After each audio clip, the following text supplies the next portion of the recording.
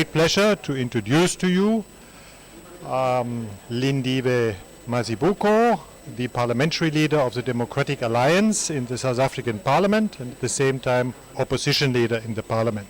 Welcome to you, Lindiwe. Welcome to Bonn, welcome to this conference, and welcome to the Friedrich Naumann Foundation for Liberty's stand at the conference. Thank you very much. It's a pleasure to be here. Thank you. Lindiwe, I have a few questions. The first one would be, you studied at university also music. How did it come that you entered politics? I studied music at university because for most of my young life, music was the center of my life. I studied it at school. I was a singer from a very young age. I played various instruments at school, drums, steel drums, piano, guitar. And so it seemed like the logical thing to do. When I left school, I had always wanted to become a conductor. And I wanted to study choral music and then move on to a master's in conducting. But I was at a university which was much more focused on jazz. It was the center for jazz, was the best in the country at the time, the University of Natal. And there wasn't much focus on classical music, so my course wasn't very stimulating. So I opted to go to the UK and study there, but it's very difficult if you're an international student to find funding. And in the end, I couldn't. So I entered politics when I was staying in the UK as a very young working at Starbucks and reading about the Iraq War. The Twin Towers were attacked on the 11th of September in 2001, about a year after I had moved to the UK.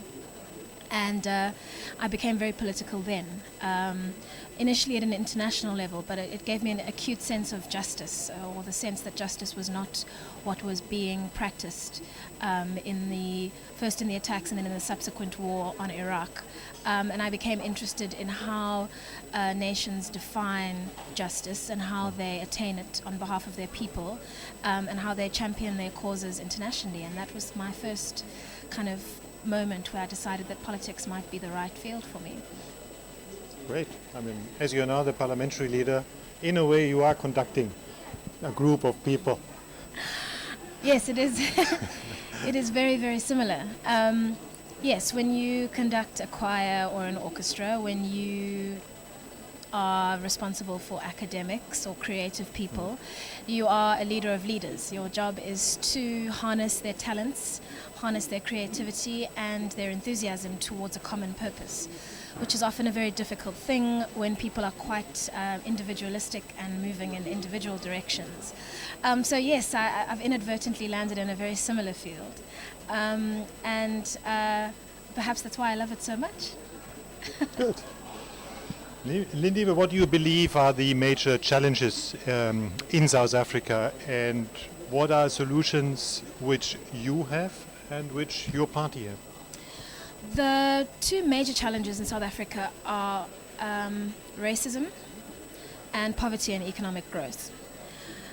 The racism and the racialized nature of South Africa's society is obviously a remnant of apartheid.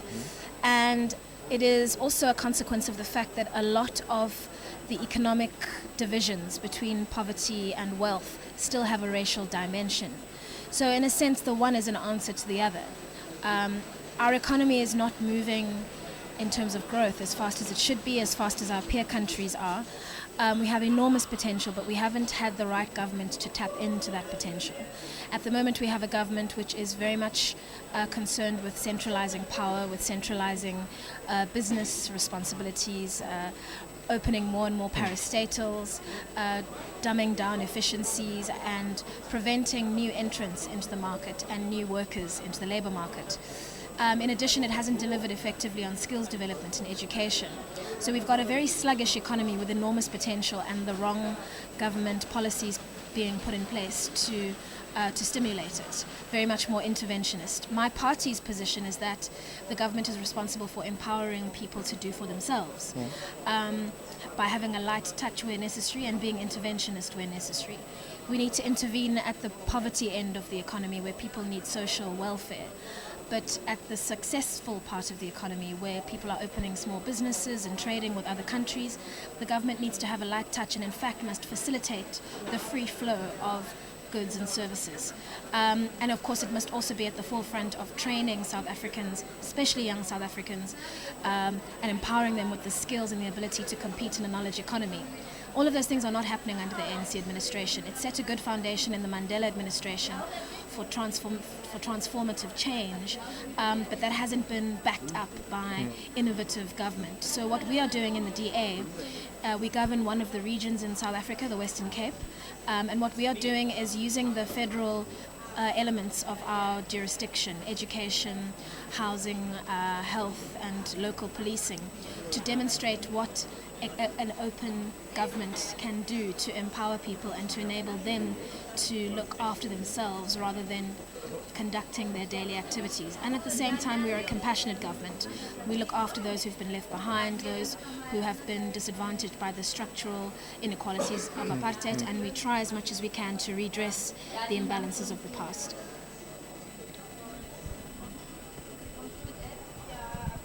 What has been the achievement so far in the Western Cape, where you govern? Yes, we have moved from being sort of somewhere in the middle in terms of school outcomes to now being the highest performing province. Our matriculants who are in the last year of school have attained the highest pass rate in the country. It's also qualitatively better. We have more matriculants doing maths and science, which is a hugely important aspect of the gap in the economy, in the supply side of the economy.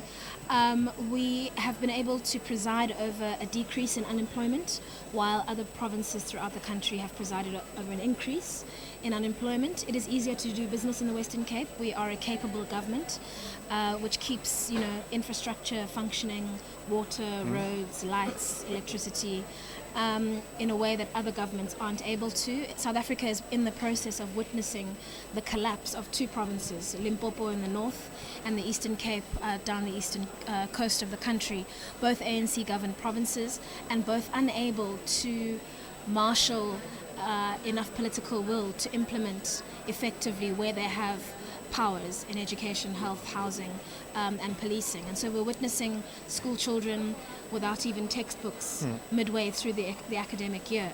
In Limpopo, we're witnessing doctors going on strike in the Eastern Cape because they haven't been paid for 6 months. There is a collapse of governance happening in those two provinces. And if the voters in other provinces don't vote for another political party, their provinces might go the same way. So what we are doing is positioning ourselves as an alternative, demonstrating how important the provincial sphere of government is in improving people's lives, and asking South Africans to give us a chance to govern those provinces, to show what kind of good, open, accountable, transparent government we can be in contrast to the ANC. Thanks. Lindiwe, if you look ahead in the future, where would you see South Africa in 5 and in 10 years? I mean, I don't say this lightly, but the future of South Africa is dependent on the future of my party, the Democratic Alliance. If the Democratic Alliance is successful in enough scale and speed, we will be able to turn around the failing trajectory of South Africa. We will be able to govern, as I said earlier, in more provinces and more cities, and demonstrate the potential that South Africa has to be a truly winning nation. So that's the first scenario. The DA increases its political footprint. We govern more regional and local governments, and ultimately we become the center of a national coalition government, either in 2019 or 2024. In that scenario, the future is bright for South Africa, and that's the scenario I believe will take place. The alternative is if voters are not able to make the switch quickly enough, they're not able to link their vote to government delivery quickly enough, and the ANC maintains its hegemony for too long and begins to co-opt the security institutions of state, the judiciary, the electoral commission, and all the other independent institutions that form the architecture of the South African state. If the ANC is able to co-opt them for political ends, South Africa will not be able to become a sustainable, mature democracy. And what's happening in Limpopo and in the Eastern Cape could spread like a cancer throughout the rest of the country. Lindiwe, there's quite often a lack of interest of young people. What can you do as Lindiwe Mazibuko to get young people interested in politics and also become active in politics? I happen to think that my being elected leader of the opposition in Parliament was an exciting way for my party to demonstrate how much it values a mixture of generational leadership in the party. Because having young people in a young country engaging in politics means that the voices of young people are able to resonate in quite senior levels. They're not just confined to so-called youth politics. So I think it's important for young people to be able to see that people of their generation are engaged in politics, and therefore politics might be something that's relevant to them and that is important to them. I think also politicians, and what I try to do, need to talk with young people and not at them. We are fortunate in the DA in that we have, as I said, a depth and a breadth of young leaders. The mayor of Midvaal is 30 years old. That is our local municipality in Gauteng province. Our party CEO is 31. I myself am 32. Interdispersed with all the experience and expertise of our older representatives. And what that means is we're able to harness things like social media, things like online access, and also speak in a different language, in a language that's more appealing to South Africa, 2/3 of which is under the age of 35. So I think we are already doing those things. And as a young politician, what I try to do and what I encourage my colleagues to do is to find out from young people what is important to them, what they need assistance with, what they believe needs addressing in South Africa, and then engage with them in a way that is relevant, that is modern, that is articulate, that is fast moving, but that is also grounded in our principles as an organization. Lindiwe, if you had a wish become true for your country, what wish would that be? Can I have 2 wishes? Okay, I grant you 2. Normally in ferries you have 3 actually. My wish would be that we could turn around our economy for more people to be able to participate in it. In other words, grow at a much higher rate and faster, bring more people into prosperity. My second wish would be that we can overcome the legacy of our past, not by forgetting about it. That's one of the exciting lessons about being in a country like Germany. You don't forget the past, you use the past as a means to chart your way to a prosperous future. And so I would hope that one day the people of my country will be able to look at each other as equals and really believe that they're equals, and not be held back by the baggage of the past, and not be held back by the hatreds and the enmities of the past, but remember the past and honor it in a way that will enable them to have a better and more prosperous future. Lindiwe, I think we have some questions. So far? From? Yes, so far one question for me. Thank you very much so far. What do you think, what is the potential role of social media for democratic processes in South Africa? What do you think, what is the potential or maybe the danger as well? I think social media has enormous potential in South Africa. One of the little known facts about internet penetration in South Africa is that we have an over 100% cell phone, mobile phone penetration in the country, which means that South Africans are able to access online content via their mobile phones, even if they don't have the means to have desktop and laptop computers. And so social networks like Mixit, which is Africa's biggest social network, which has got a very simple interface and which enables people to talk to each other very cheaply in text language, are a huge platform that political parties can use in order to send their message out there, but also to crowdsource information from young people, find out what's closest to their hearts, what they're worried about, and how they think their government should be delivering to them.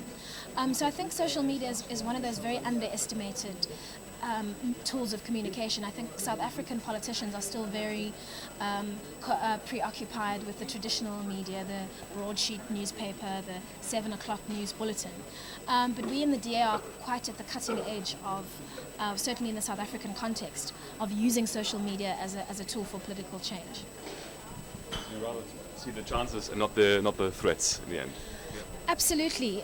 We only see opportunities. And again, as a consequence of having a diverse leadership, we have a lot of young people who are naturally drawn to social media, who don't have to think about it, who are already on Twitter, they're on Facebook, they're on Mixit. All they're doing is charting their progress in politics and in government on this platform, which is widely used and widely accessed. And what it does is it brings politicians closer to their voters. It humanizes them. Helen Zille has the most followers of any politician in South Africa on Twitter, even more than the president. And this is a consequence of the fact that she's on Twitter on her mobile phone, not just talking about politics, but also about her morning cycle around, the Cape Coast, or her attempts at making spaghetti bolognese. And all of these things humanize politicians, and they make it possible for voters to connect with them in a much more direct way instead of through the mediated press, which can often be a little bit stilted and unpleasant in terms of being an innovative tool for young people to engage in politics. So we absolutely see the potential, and we try as much as we can to tap into it. Well, Lindiwe, thanks very much. And I wish you a very pleasant stay here in Bonn and in Berlin the next 2 days. And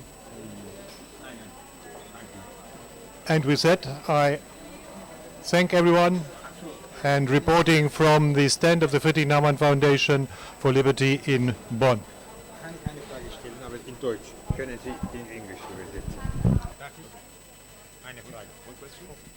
Ja, also ich danke für diese Gelegenheit. Friedrich Naumann Stiftung ist unwahrscheinlich wichtig. Meine kurze Frage ist das.